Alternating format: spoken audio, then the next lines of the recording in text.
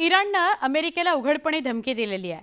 प्रत्येक शहरातील अमेरिकन नागरिक आणि सैनिक आणि इराणच्या टार्गेटवर असतील अशी धमकी इराणनं दिलेली आहे। अमेरिकेच्या हल्ल्यानंतर आधी इराणनं धमकी दिली होती ती अशी की इराणची जी वेगवेगळ्या आशियाई देशांमध्ये सैनिकी तळ आहेत त्यांना आम्ही लक्ष्य करू आणि आता अशी धमकी दिलेली आहे की प्रत्येक नागरिक आणि सैनिक इराणच्या टार्गेटवर आहे। अमेरिकेच्या हल्ल्यानंतर इराणच्या माध्यमांमध्ये ही धमकी देण्यात आलेली आहे। दुसरीकडे अमेरिकेने तुर्की, इराक, यूएई आणि जॉर्डनमधल्या आपल्या नागरिकांना मार्गदर्शक सूचना जारी केलेल्या आहेत।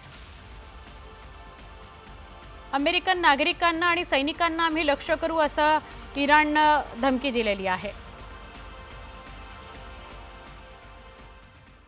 इराण इस्रायल युद्धादरम्यान रशियाचे पूर्व राष्ट्रपती दिमित्री मेदवेदेव यांचं मोठं विधान समोर आलेलं आहे।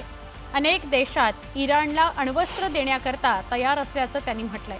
अमेरिकेच्या हल्ल्यानंतर मेदवेदेव यांनी हे विधान केलेलं आहे, त्यामुळे जगात भीतीचं वातावरण आहे। रशियाच्या माजी राष्ट्रपतींना थेट अमेरिका आणि इस्रायलचाच इशारा आलेला आहे, त्यामुळे जग तिसऱ्या महायुद्धाच्या दिशेने वाटचाल करतंय असं ते म्हणाले। पुढच्या बातमीकडे आपण वळूया।